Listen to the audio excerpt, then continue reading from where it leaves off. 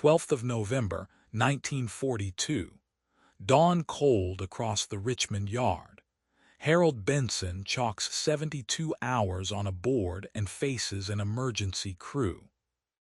He is a shipbuilder, a shift boss, and today the clock is his main tool.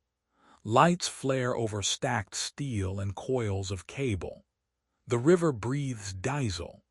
U-boats are sinking cargo faster than yards can replace it, so he must prove a ship can be assembled before the sea takes its next share. His plan is simple on purpose.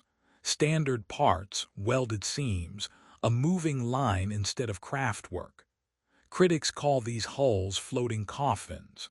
He knows the risk: brittle steel, rushed welds, a public failure that would slow the yard and starve the route.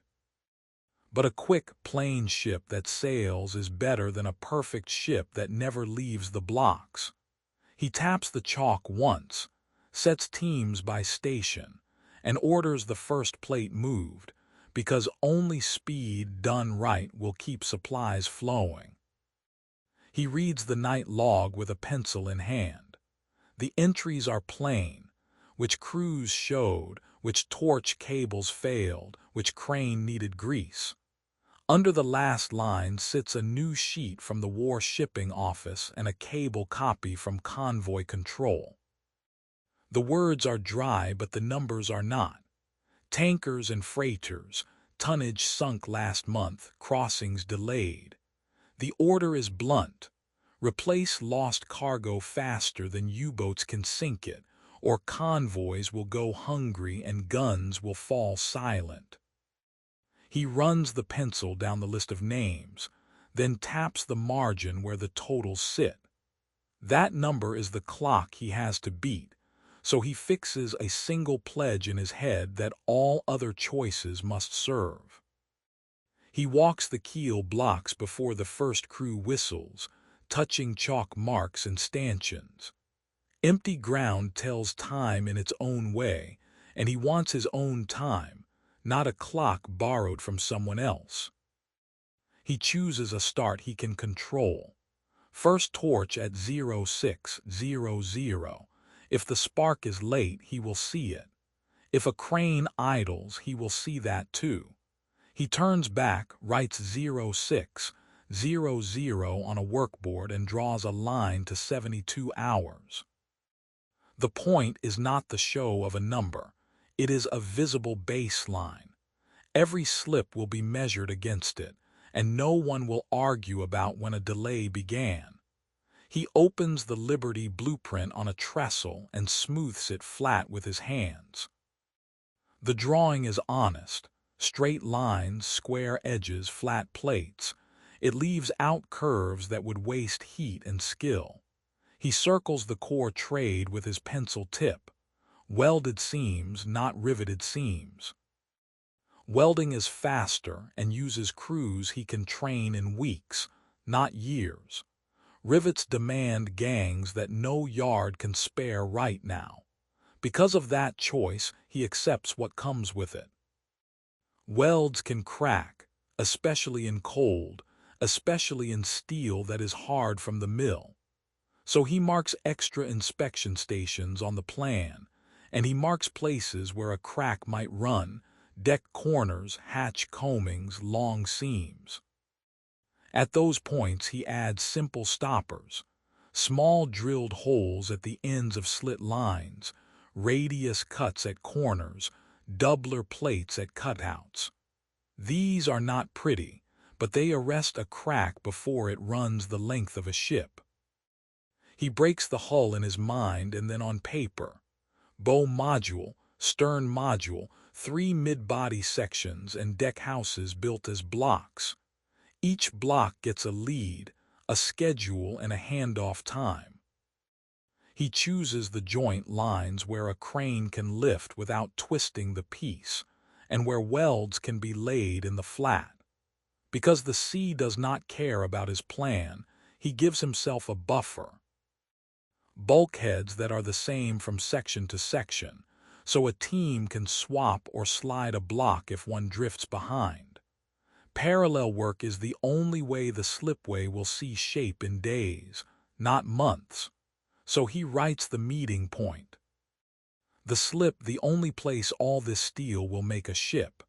He walks through the shops and names a runner for each: plate, fitters, welders, pipe. Their job is not to weld or cut. Their job is to feed the line. Rods, gas bottles, wire, torch tips, fresh plates, moved before anyone asks. One empty rack in the plate shop will stall 3 crews downstream. Because of that, he sets a small rule the runners can enforce without asking. If a rack is at half, refill it. If a gas bottle is at a quarter, swap it. He sets staging pallets near every work face and chalks a box on the floor where the next set of parts must land. The runner is the guard on that box. He writes a 1-page build order that a tired foreman can read in the wind. No fluff, no shop slang a new hand cannot parse. First cut, then fit, then route pass, then inspect, then cap, then move. Who hands off to whom is clear at every step. He pins the sheet and runs his finger down shift blocks he has already sketched. 3 shifts of 8 hours. The line will not sleep, but people must. He staggers start times so crews overlap at handoff, and nothing is left to a guess. He adds water breaks and a rule on hot work in cold air. Warm the joint before the arc, or the seam will warp and cost an hour. Because tired hands make crooked seams, he puts a relief welder on each shift who floats to the worst fatigue. He knows the last hour is the one that kills schedules if you push broken parts to it. So he sets a red tag rule. If a part does not fit at the module, stop and fix it at the module. No force fits, no prayers, no sending a cut plate to the slip thinking a grinder can hide it. He puts a stack of red tags in each shed and tells the leads to use them like brakes on a steep hill. He meets the welding trainer and asks for a simple gate at the front of the line. A 5-minute coupon in a test jig, bent once in a press. If it cracks, the person trains more. If it holds, they get a hood. This is not about pride. It is about the line trusting that a seam is sound when a crane lifts 100 tons. He then takes a stick of chalk and draws arrows from shops to the slip. Wide turns, no dead ends, the shortest swing for a boom. Minutes come off a schedule the same way steel comes off a plate, in straight lines. He sees 2 men with cameras loiter by the office, and he nods them toward a rope line he had a laborer string an hour ago. Press watchers can stay, but they will not walk through hoses and lead tripods to stage a picture. Eyes stay on the work, not the lens. A staged show will slow the line and make mistakes. He does not fear showing speed, but he will not pretend it. He sends a clerk to copy the convoy cable twice more and pins the sheets in the brake sheds. He wants the numbers where people drink coffee. It is not to scare them. It is to show the reason a cut must be straight the first time. He pulls his leads into a half circle by the board and speaks plain. The aim is single. Finish the main body in 72 hours. Tanks, winches, paint, trials can spill past, but the shape that makes a ship must stand on the slip by then. They nod or squint, and he watches who looks at the floor and who looks at the plan. He hands out the 1-page orders and points to the chalk arrows. This is the path. This is the pace. He glances once more at the list of sinkings, the line of lost names that carry food and fuel he will never see, and feels the small risk he is taking with his people. More heat, more hours, more eyes on every seam. Then he makes the choice that binds the rest. Speed beats elegance. He will be judged by a launch, not a polish, and if the ship floats on time, a hungry convoy will feel it. He starts by walking the plate yard and drawing borders on the ground with chalk. Each stack of flat steel now belongs to a module, not to the yard at large. Cut crews see their next panel before the torch is lit, so no one stands waiting for a crane or a sheet. To keep shape honest without slowing for an expert's eye, he orders plain wood jigs, arched frames a carpenter can square in an hour. A panel drops into the jig and takes the curve it needs without argument. The jig decides the form, which means the heat can run and the line can move. He pairs each veteran burner with a new hand and limits the lesson to the first joint. Show the heat, show the gap, show the speed, then step back and let the new hand run. Many of those new hands are women, steady with a hood and eager for a clean test. He fixes a gate. A scrap strip with a root pass goes into a vise and takes a bend. If it holds, the welder advances. If it cracks, the welder stays and practices. He clears a small corner by the bay into a classroom, and a woman instructor lays beads on scrap to show angle, travel, and arc length in slow, visible strokes. The class is near enough that a person can try, fail, try again, then walk 2 steps and join a crew. To make work meet cleanly, he draws stop lines on every piece. The chalk marks show where one team ends and the next begins. That way a crooked fit lands on the right foreman, and a straight fit earns clear credit. He has runners push rolling racks to each bay with rods and wire sorted by size and tagged. When a rack is low, the runner switches it without words. He adds extra ground clamps and routes cables high where boots will not nick them. A stable arc means fewer stops and fewer cold starts that weaken a seam. Above each bench he pins a short card of defects, porosity, undercut, lack of fusion, with the one-line fix under each. No lectures, just the next move to correct it. He moves inspection up in time. A roaming checker stamps his initials beside a seam before paint, not after. Buried flaws spread under color, so he will not bury them. Heat is a tool but also a trap, so he sets the welding order with care. Start at the center line and walk out, stitching opposite sides to balance pull. He chalks numbers on plates so a person can see which bead is first, which is last. When a door frame comes off a jig with a twist, he will not let anyone torch it back into shape. He flags it and swaps in a fresh frame. Repair by flame would eat 10 minutes and build new stress into a timed job. The same rule shapes the engine space. He has pipe spools cut and welded on benches with good light and good height. A finished spool drops in as a unit, valves forward and gaskets sealed. Benches beat ladders every time. He slots the crane into the plan like any other tool. On his board, minute marks sit next to each call for the hook.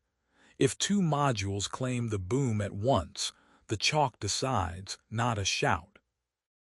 He drills the launch crew on simple signals that carry through noise. 1 whistle to lift, 2 to hold, 3 to swing. Cranes move steel, steel moves schedules, so the dance must waste no motion. He has the storehouse bundle fasteners and gaskets by task in small kits, each kit tied with string and labeled. A missing washer once froze a crew for half an hour. He will not let that happen here. As dusk leans in, he brings a night meal wagon to the slipway to cut the long walk to the canteen. Hot food close by keeps hands on station and heat in bodies. He posts a time board on a pillar where every lead must pass.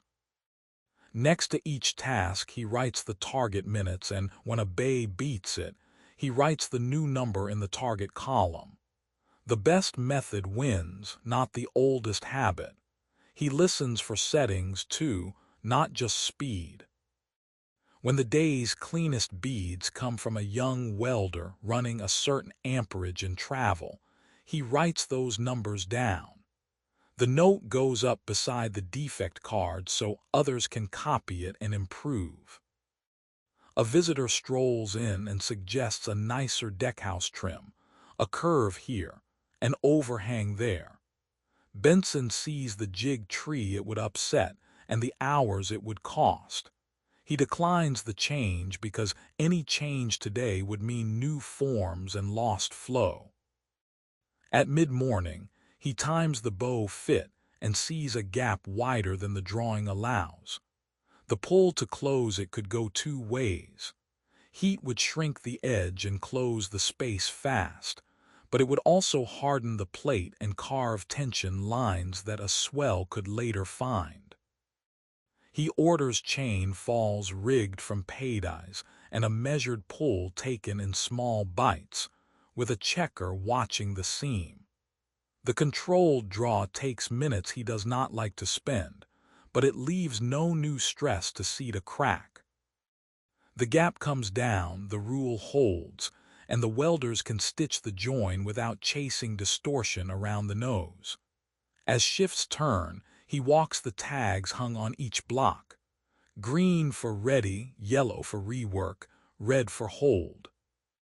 He wants more green than yellow and not a single red lingering unowned. He accepts what the clock demands on finish, scuffed primer, a paint run, because the sea will not mind a smear of color. He does not accept hidden faults. The roaming checkers initials bloom along the seams, and the defect card collects fewer fingerprints as crews correct at the torch. The power lines hum without flicker now that extra grounds and clean roots are in place, and arcs hold steady through long passes. He watches the training gates tally and sees a pattern form. The women in hoods are clearing the bend test sooner than expected and holding those results when they move to the hull. He opens more slots at the test table and moves the best of them to long seams and deck joints, where consistency saves minutes and reduces rework. He assigns a veteran to float among them only at handoff points, keeping the rule that training happens at the first joint, not over every shoulder. Output rises, and the defect list on their bay stays oddly clean. He notes it on his board without fanfare and shifts two more to the centerline crew. By nightfall, the yard shows the plan in steel. Mid-body sections stand aligned on the ways, held by dogs and wedges.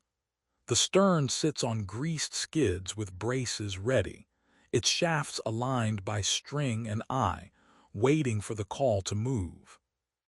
His board's minute marks still match the hour, close enough that no one is begging the crane. Kits are emptying on schedule. Empty racks are already replaced.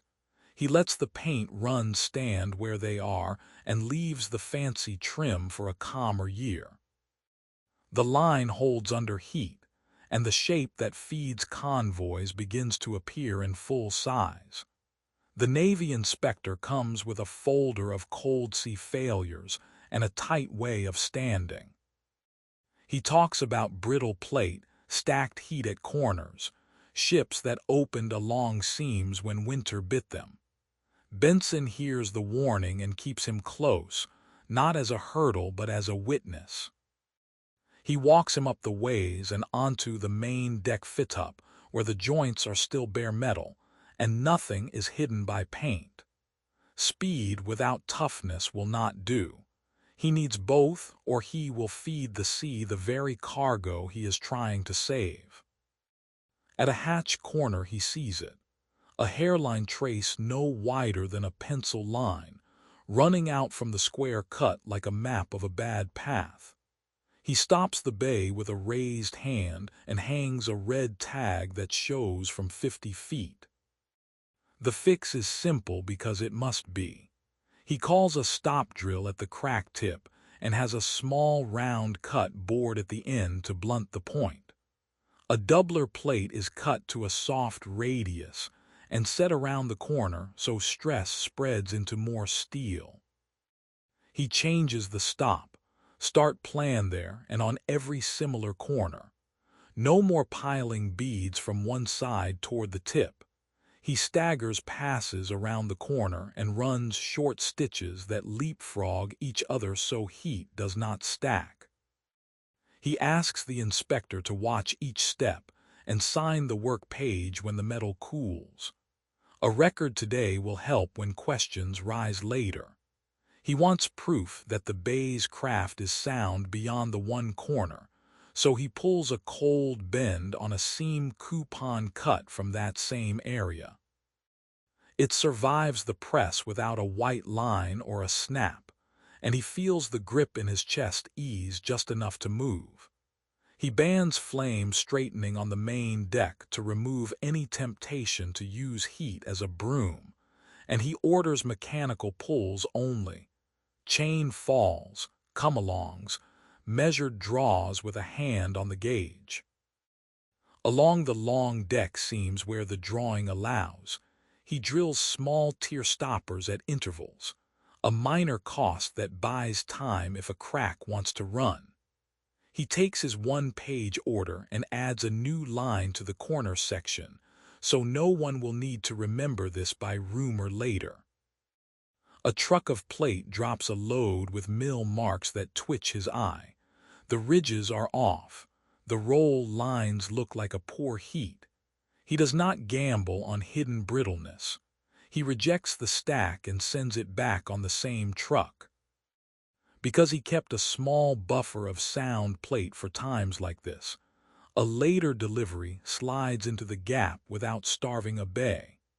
He slides the order of cuts by half a shift to keep the strongest modules moving while the plate yard resets. The union steward finds him at the rail and says the night hands are making small slips near dawn, fast hands, dull eyes. Fatigue is not a rumor. It shows in the bead. Benson adds a fourth lead to the rotation so brakes can stagger without leaving a crew leader thin. He brings hot cans to the bays, so the walk to the wagon does not drain the clock. As he moves through the sheds, he hears the phrase floating coffins travel like a draft. He does not argue with pride. He answers with facts. He stops at groups and points to the hatch fix, the round cuts, the small holes drilled at seam ends, the rule against flame repair on the deck.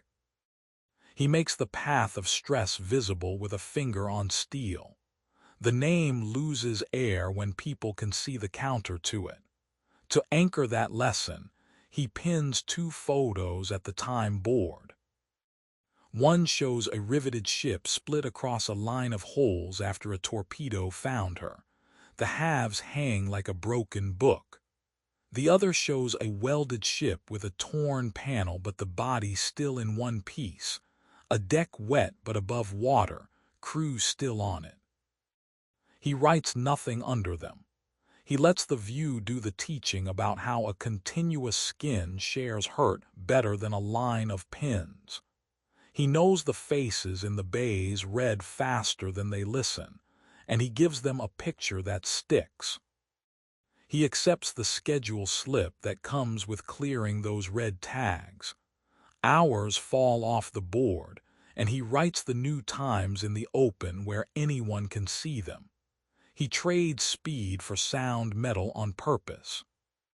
With the inspector beside him, he negotiates a small test at the pier. A ballast fill before full load so the hull can flex under water weight while hoses and lights and eyes stand near. The inspector agrees to be present and to add his sign to the sheet if the test runs clean. Benson lays out the drill in plain steps, chalk lines by known seams, rags and mirrors ready at joints, a pump crew staged for a fast drop if they see a weep. Reporters wait at the rope and ask what the delay means. He answers from the edge with his hands still in his pockets. The method is fast because it is simple. The safety comes from how parts meet and how crews check. He does not trade those for a headline. After they drift off, a clerk brings a cable from convoy command. Escorts have more reach now, better eyes in bad weather, and more time over the wolf packs. The line between a launch here and an arrival there has grown thicker. If his ship floats and stays whole, there is a stronger chance it will deliver. To claw back minutes without cutting corners, he moves an extra crane from a quiet bay to the stern lift. Two hooks now share the weight of the big block and swing in a cleaner arc. He strips idle time from the lift with marks on the deck that show where shoes should stand and where the load should land. The whistle signals he drilled the day before carry in the dusk, and the hook dance tightens into a pattern that wastes less motion. The lost hours do not all return, but enough come back to keep the slip from slipping into tomorrow. By night's end, the hatch corner is clean and capped, the round cuts drilled and sealed, the doublers laid down not just at the first spot but at every twin on every module that needs them.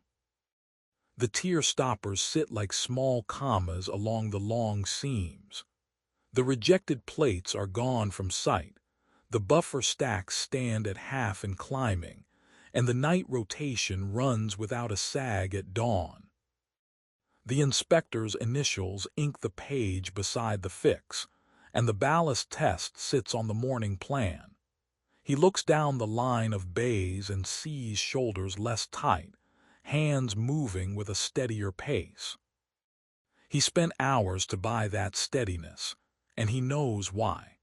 A dull, plain ship that takes a wound and keeps a deck dry helps starve a U-boat more than any boast about speed ever will. By hour 72, the big pieces meet and lock. The bow, mid-body, and stern lie true on the ways with seams stamped, and the corner fixes spread where they need to be. He runs the ballast fill with rags and mirrors at the chalk marks. No weeps. He signs the slipway release at first light on the fourth day, with the Navy man's initials beside his own. The launch crew takes their places by the stanchions they marked the night before. The whistle pattern he drilled cuts through the yard, clean and steady, and the skids answer. The hull slides on grease and hope and well-placed wedges. It touches and settles, and the cheer that rises is mostly relief. Reporters lift watches and pencils. They mark the time from keel to water at just over 4 days, faster than any number that lived in the yard a month ago. A tug noses in and takes the line. He watches the new ship move to the fitting-out berth, where crews will run wire, pipe, and tests, while the next set of plates is already coming to the blocks. The slip does not sleep. It hands its pace forward. At the pier, he meets a convoy officer with a folder of sailing tables and lost plots. The man points with his thumb at columns that show spacing and speed. More ships like this, he says without drama, mean shorter gaps in the line and fewer stragglers falling out where wolves wait. Escorts can screen tight if the tail does not fray. Benson sees the picture in his head. A convoy that looks solid instead of thin, bulked up by dull hulls that arrive on time. He files the thought with his numbers because it is the reason the pace matters. Back at his board, he tallies losses and gains on a clean sheet. Jigs sized to the plate saved minutes at every bay. The crane cadence held when the second hook joined the stern lift. The hatch corner fix cost hours once and paid them back in confidence everywhere. He writes the new baseline times beside each task, notched down where reality beat the plan and up where it did not. A clerk brings a memo from the yard head. Copy this flow to other slips. It will scale because the steps are simple and written, not lodged in a few heads. He nods and adds one more line to his sheet about where to stage the kits for people who have never seen this line. News spreads faster than paper. He hears that women from his class have taken lead roles on long seams and deck joints in other bays. Pass rates on hard tests are up, rework tickets down. That is time saved that no clock counts loud enough yet. He sends their names forward for the next rotation of trainers, because the line will need more of that steadiness if the numbers are to hold. The memo about copying the flow will mean new crews.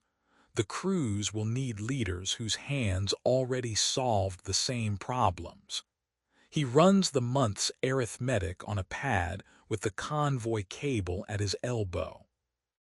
Even if some ships are lost, the output now on his board replaces more tonnage than the last reported sinkings. He cross-checks this with a fleet summary in the inspector's folder. U-boat kills are up, yes, but arrivals are climbing faster. Those are quiet numbers with loud meaning. He adds a note on repair, too. The plain design makes fixes fast.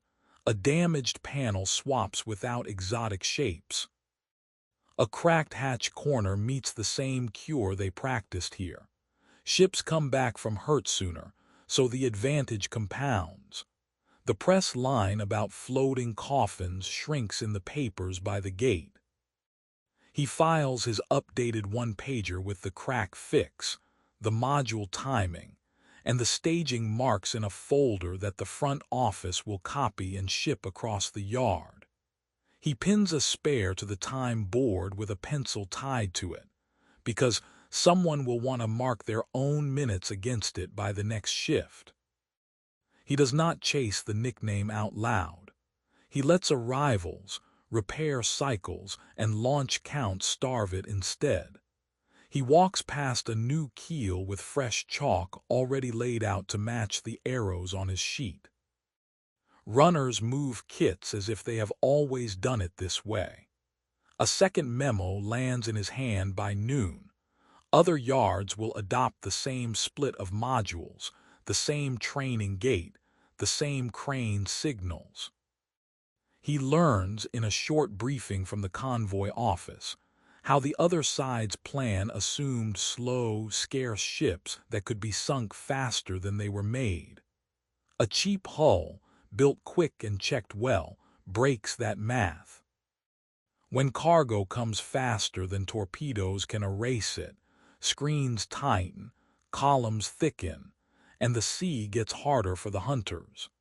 He ends his shift with steel dust on his cuffs and the sound of a new torch catching 2 bays over. The ship in the berth will get pipes and wire while the next frame rises on the ways. He is tired in the clean way that comes when a plan meets a result, and he knows what the numbers on his board mean off paper. A plain ship, shaped in days by many hands and held together by simple rules, will move food, fuel, and men where they need to go. That pace, more than any boast, is how one yard worker's choices can bend the line of a war. He wipes the 72 from the board and writes the next number beside the arrows, while the one-page flow he built, modules, simple checks, steady crane calls, gets copied to other slips. Women in hoods now hold the long seams and pass their skill forward. The plain hull proves quick to mend with the same drills that made it, so cargo keeps moving, and the tallies he pins by the board show arrivals outpacing losses as the insult fades at the gate. He pockets the chalk, hears another torch catch, and knows that each quick, sound launch he sets in motion tightens the convoy line a little more, his small choices carrying into the wider turn at sea.